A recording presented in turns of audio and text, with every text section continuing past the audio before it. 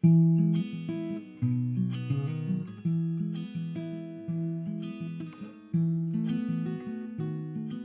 early memories are Scotland and my dad being in the Air Force. We got transferred to Prestwick Air Force Base there.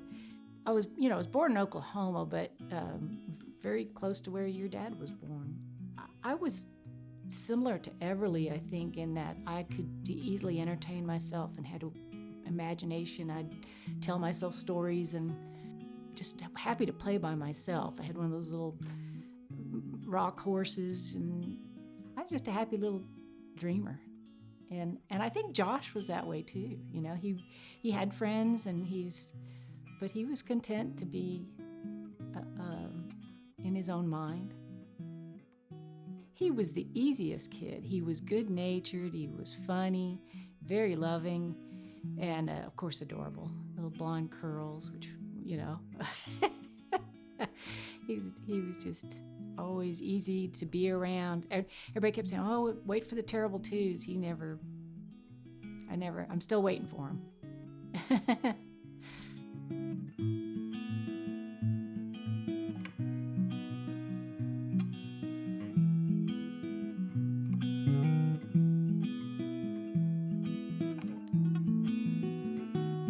I'm Sandy Lawrence, and today I'm going to make a cherry pie for my son Josh's 40th birthday.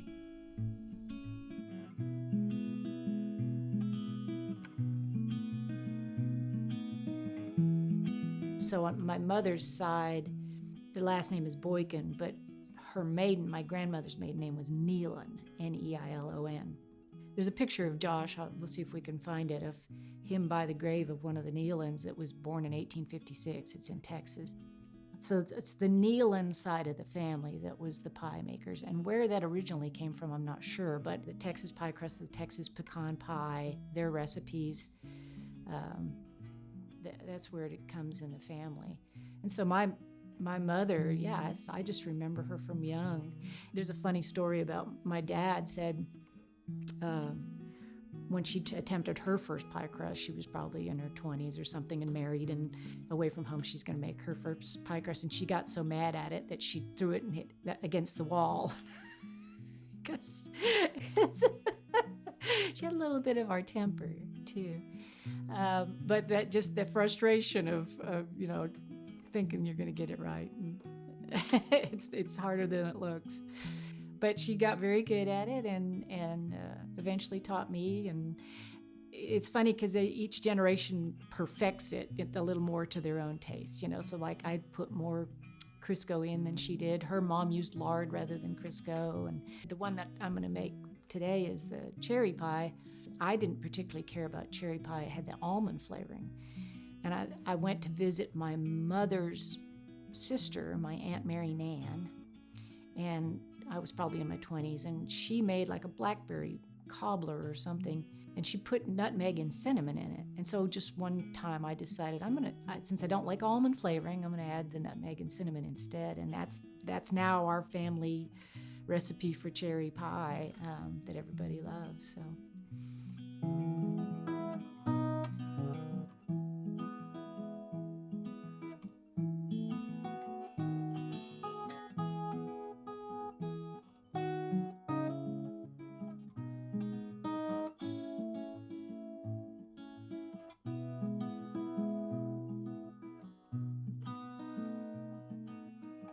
First time I saw your daddy play, the world around us disappeared. Right then and there my heart knew every lullaby you'd hear. My old Guild D25, his Gibson Mastertone pre-war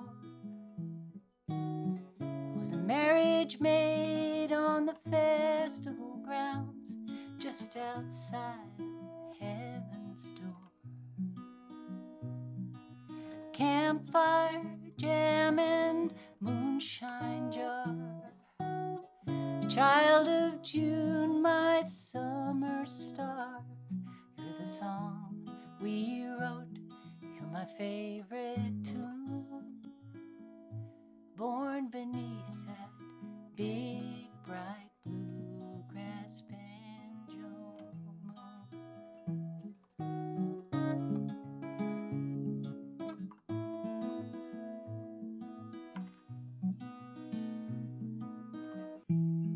Pie crust, you kind of just got to get it done, at least in my experience. So it's just one of those things that you kind of have to be zen in the moment with it. It's a thing where you have to work fairly quickly and you have to be focused. You can't just have a conversation, you know. You really have to be there. And I love that it's so zen. It's similar to Jack and I horseback riding, and he always told me ride stride for stride. I understand what that means. You don't think about what you did yesterday or what you need to do this afternoon or whatever. You have to be there, and it's a zen focus, and pie making is the same exact thing. You know when you're rolling it out, okay, this is working, or ooh, okay, I might not have put enough, but I'm going to see if I can make it work, and it's just that. But when you get it in there and you put the bottom crust, that's a relief. And then you put the filling and put a little butter on top. And then you roll out the top, and you put the slices in it, and you roll that on top. And then you crimp around the edges, and it's like such a relief that you got it done and you didn't make them. It's, I don't know if it's a perfection thing, but then the real ultimate test is when you pull it out of the oven and you cut into that crust, and it's just so flaky. And sometimes it's tough and sometimes it's flaky. And so when you get that flaky, it's like, yes! I'm always calling Josh, was it okay? It was good, Mom, really.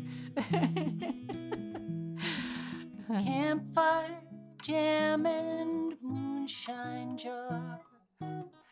Child of June, my summer star. You're the song we wrote. You're my favorite tune. Born beneath that big, bright bluegrass banjo moon. Like any parent, you wish you could go back and do better. Born beneath that big, bright bluegrass banjo. He is remarkable. And no parent is perfect. And you can look back and think, oh, I did that wrong. But you look at the overall product, and he's like a really good cherry pie. He turned out really good. He turned out amazing, And a parent couldn't be more proud than I am of his character and his soul. So I did something right.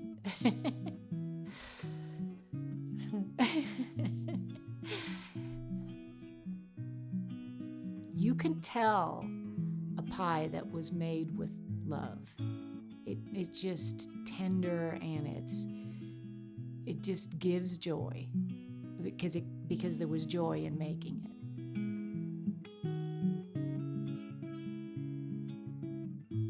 So, happy birthday to Josh.